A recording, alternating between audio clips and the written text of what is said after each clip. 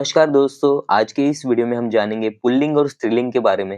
जैसे आपको पता होगा गाइस, मराठी फ्लुएंटली बोलने के लिए हर एक चीज आपको वो स्त्रीलिंग है या पुल्लिंग है वो जानना बहुत जरूरी होता है। मैंने देखा है काफी सारे लोग मराठी बोल पाते हैं बट मराठी फ्लुएंटली नहीं बोल पाते। तो मराठी फ्लुएंटली बोलने के लिए काल, उसका व्याकरण और उसके अलावा ज्यादा इंपॉर्टेंट चीज होती है पुल्लिंग और स्त्रीलिंग। यानी जो भी चीज आप कह रहे हो वो चीज स्त्रीलिंग में आती है या पुल्लिंग में आती है और कभी कभी वो नपुंसक लिंग में भी आती है। तो ये सारी चीजें हम इस वीडियो में डिस्कस करेंगे। मैंने कुछ एग्जाम्पल तैयार किए हैं आप लोग के लिए ताकि आपको स्त्रीलिंग और पुल्लिंग मराठी में किस तरीके से यूज करना है इसकी आइडिया आ जाएगी गाइस। तो चैनल पर अगर नए हो तो पहले चैनल को सब्सक्राइब जरूर करिए, क्योंकि इस चैनल पर मैं मराठी फ्लुएंटली कैसे बोलना है इसके बारे में काफी वीडियोस अपलोड करता हूँ। होप सो ये वीडियो भी आपकी थोड़ी बहुत मदद जरूर करेगा। तो वीडियो पूरा एंड तक जरूर देखिएगा। इस मैं वीडियो की शुरुआत कर रहा हूँ। तो गाइस पहला एग्जांपल है लड़का खेल रहा है। इसको मराठी में कहेंगे मुलगा खेलत आहे। अब देखो गाइस, यहाँ पे मुलगा यानी लड़का एक मेल है, उसको पुल्लिंग कहते हैं गाइस।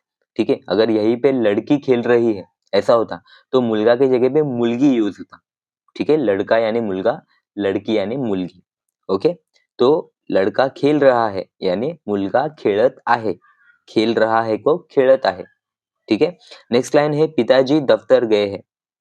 मराठी में कहेंगे वडील ऑफिसला गेले आहेत। अब पिताजी को वडील कहते हैं या फिर आप बाबा भी कह सकते हैं। दफ्तर गए हैं तो मराठी में कहेंगे ऑफिसला गेले आहेत। गए हैं यानी गेले आहेत। ठीक है, अब यहाँ पे भी पिताजी एक मेल है इसलिए उनको पुल्लिंग में कंसिडर करेंगे, लेकिन वडील ऑफिसला गेला आहे ऐसे नहीं होगा। अगर आप पुल्लिंग में डालेंगे, पर के एग्जाम्पल में देखिए लड़का खेल रहा है, वो लड़का है इसलिए खेल रहा है ऐसे हमने यूज किया है। अब वडील यानी हम रिस्पेक्टफुली बात करते हैं हमारे पिताजी से, जैसे कि पिताजी गए हैं, पिताजी आए हैं। ठीक है, पिताजी आया है, पिताजी गया है ऐसे नहीं कहते। इसीलिए वडील ऑफिसला गेले आहेत, गेला आहे ऐसे नहीं कहेंगे गाइस। ठीक है, मैं दोबारा बता देता हूँ, पिताजी दफ्तर गए हैं तो इसको मराठी में कहेंगे वडील ऑफिसला गेले आहेत। गेला आहेत नहीं होगा, गेले आहेत होगा। ठीक है, नेक्स्ट लाइन है दोस्त बुला रहे हैं। इसको मराठी में कहेंगे मित्र बोलावत आहेत। दोस्त को मराठी में कहेंगे मित्र, बुला रहा है यानी बुलावत आहे। यहाँ पे देखिए दोस्त बुला रहा है, दोस्त एक ही दोस्त है इसीलिए बुला रहा है। अगर 4 दोस्त बुला रहे हैं या फिर 5 दोस्त बुला रहे हैं, मेरे दोस्त लोग बुला रहे हैं, तो यहाँ पे एक से जब ज्यादा दोस्त लोग होंगे तो वहां पे आप कहेंगे बुला रहे हैं। राइट, तो वैसे ही मराठी में मित्र बोलावत आहेत, यहाँ पे मित्र एक मित्र है इसलिए बोलावत आहे। अगर यहाँ पे अनेक वचन होता, जैसे कि 4 दोस्त या फिर 4 मित्र बोलावत आहेत। ठीक है, अगर दोस्त या फिर दोस्त की जगह पे फिर एक बार आपके पिताजी होते या फिर आपके चाचा जी होते या फिर आपके दादाजी होते, तो उनको हम रिस्पेक्टफुली जब भी कहते हैं तो हम कहते हैं दादाजी बुला रहे हैं। अब यहाँ पे रहा है।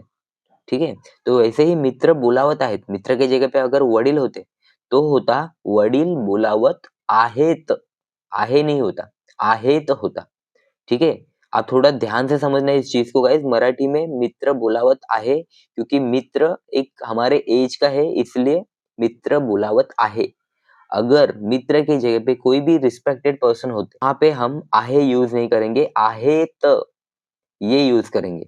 जैसे कि वडील बोलावत आहेत, काका बोलावत आहेत, आजोबा बोलावत आहेत। आप समझ रहे हो गाइस। नेक्स्ट लाइन है किसान खेत में काम कर रहा है। मराठी में कहेंगे शेतकरी शेतात काम करत आहे। किसान को मराठी में शेतकरी कहेंगे, खेत को मराठी में शेती कहते हैं गाइस। खेत में यानी शेती मध्ये या फिर शेतात। ठीक है, काम कर रहा है यानी काम करत आहे। काफी आसान है गाइस ये। नेक्स्ट लाइन है भाई सो रहा है, यानी मराठी में होगा भाऊ झोपला है। भाई को मराठी में भाऊ कहते हैं, बहन को मराठी में बहीन कहते हैं, वैसे ही भाई को भाऊ कहते हैं। सो रहा है यानी झोपला आहे। अब यहाँ पे भाई कम एज में है तो हम उसको कहाँ जा रहा है या फिर कहाँ गया था ऐसे कहते हैं। अगर भाई की जगह पे कोई रिस्पेक्टेड पर्सन होते जैसे आपके पिताजी, चाचा जी या दादाजी, तो हम कहते हैं दादाजी सो रहे हैं। बरोबर, तो मराठी में भी होता आजोबा झोपले आहेत। झोपला आहे नहीं होता, रिस्पेक्टेड पर्सन कोई होता है जैसे वडील, काका, मामा या फिर आजोबा, तो वहां पे आएगा काका झोपले आहेत या फिर वडील झोपले आहेत। Okay guys. सो गाइज अभी कुछ एग्जांपल्स हम जानेंगे स्त्रीलिंग के लिए। पहली लाइन है लड़की गाना गा रही है। इसको मराठी में कहेंगे मुलगी गाणं गात आहे। लड़की को मराठी में मुलगी कहेंगे। गाना यानी मराठी में गाणं कहते हैं गाइज। ध्यान से देखना गाइज न कौन सा यूज होता है मराठी में, ठीक है। और न के ऊपर देखिए बिंदी है गाइज। बिंदी का मतलब होता है गान। अगर मैं बिंदी हटा दूं तो वो होगा गान, एक गलत वर्ड होगा, इसलिए बिंदी लगाना जरूरी होता है। तो कोई भी अगर मराठी लिखने का भी प्रयास कर रहा है तो ये चीज जरूर नोट डाउन करना, बिंदी कौन से शब्दों पे लगती है और कौन से शब्दों पे नहीं गाइस, ठीक है। तो लड़की गाना गा रही है उसको कहेंगे मुलगी गाना गाता है। गा रही है यानी गाता है। अब यहाँ पे लड़की स्त्रीलिंग है इसीलिए रही है। वैसे ही मराठी में मुलगी कहेंगे। जैसे पुल्लिंग में हमने देखा लड़का को मुलगा कहते हैं, ठीक है। नेक्स्ट लाइन है माँ पूजा कर रही है या फिर माताजी पूजा कर रही है। तो मराठी में कहेंगे आई पूजा करत आहे। माँ को मराठी में आई कहते हैं, ठीक है। पूजा कर रही है यानी पूजा करत आहे। काफी आसान है गाइस। नेक्स्ट लाइन है बहन स्कूल जा रही है। मराठी में कहेंगे बहीण शाळेत जात आहे। बहन को मराठी में बहीण कहते हैं गाइस। स्कूल को मराठी में शाळा कहते हैं गाइस, शाळा, ठीक है। ल को कैसे प्रोनाउंस करना है ये मैंने पुराने वीडियोस में बता रखा है, मेरे पुराने वीडियोस एक बार जरूर चेक करना, ठीक है। जा रही है यानी जात आहे, ये भी काफी आसान है गाइस। नेक्स्ट लाइन है औरत पानी ला रही है। तो औरत को मराठी में बाई कहते हैं। तो मराठी में कहेंगे बाई पानी आणत आहे। न देखना गाइस कहाँ पे न कौन सा यूज हुआ है, ठीक है। जहाँ पे आप न नल वाला यूज करते हो वहां पे मराठी में बाण में जो न यूज होता है ना, धनुष्य बाण में, वो न यूज होता है, ठीक है। तो औरत को मराठी में बाई कहेंगे। पानी ला रही है यानी पानी आणत आहे। ला रही है यानी आणत आहे। नेक्स्ट लाइन है दादी कहानी सुना रही है। मराठी में कहेंगे आजी गोष्ट सांगत आहे। दादी को मराठी में आजी कहेंगे। कहानी को मराठी में गोष्ट कहेंगे। ये वर्ड आपको याद रखना होगा गाइस। सुना रही है यानी सांगत आहे, ठीक है। दादी को मराठी में आजी कहते हैं। जैसे दादाजी को मराठी में आजोबा कहते हैं। दादा दादी, आजी आजोबा, ठीक है। कहानी को मराठी में गोष्ट कहते हैं। ये वर्ड आपको याद रखना होगा गाइस। सुना रही है यानी सांगत आहे या फिर ऐकवत आहे। आप यहाँ पे ऐकवत आहे भी यूज कर सकते हो गाइस। फिर हम कुछ नपुंसक लिंग के भी एग्जांपल्स जानेंगे। जैसे कि हिंदी में दूध गर्म है तो मराठी में कहेंगे दूध गरम आहे। दूध को मराठी में दूध ही कहेंगे। गर्म को मराठी में भी गर्म ही कहेंगे। है यानी आहे। नेक्स्ट लाइन है फल गिर गया। मराठी में कहेंगे फळ पडलं, ठीक है। फल को मराठी में फळ कहते हैं। गिर गया यानी मराठी में उसको पढ़ने कहते हैं। तो यहाँ पे यूज होगा पडलं। ल के ऊपर बिंदी है इसलिए उसका प्रोनाउंसिएशन पडलं ऐसे होता है। पडल ऐसे नहीं होता है। अगर मैं बिंदी हटा दूं तो उसका प्रोनाउंसिएशन होगा पडल। पडल और पडलं दोनों में काफी अंतर है गाइस। तो ध्यान से गाइस अगर कोई भी मराठी लिखना भी चाहता है, लिखने का प्रयास कर रहा है तो ये बिंदी ध्यान रखना कौन से वर्ड पे आता है और कौन से वर्ड पे नहीं, ठीक है। नेक्स्ट लाइन है दरवाजा खुला है।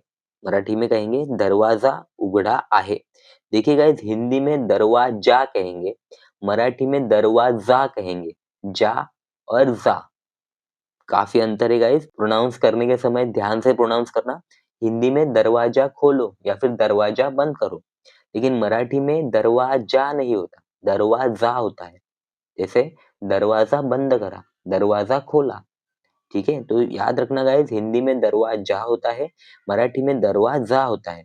वैसे ही दरवाजा खुला है, मराठी में कहेंगे दरवाजा उघडा आहे।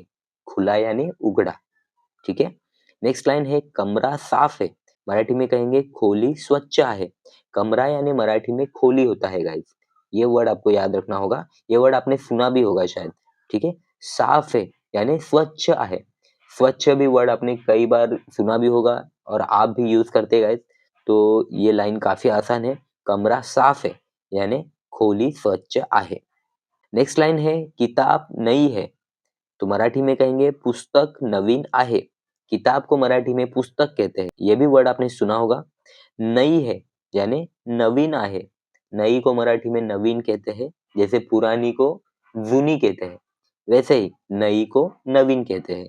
है यानी आहे। तो गाइस आज के वीडियो में हमने सीखा कि पुल्लिंग क्या होता है, स्त्रीलिंग क्या होता है, उनके क्या-क्या एग्जांपल्स होते हैं।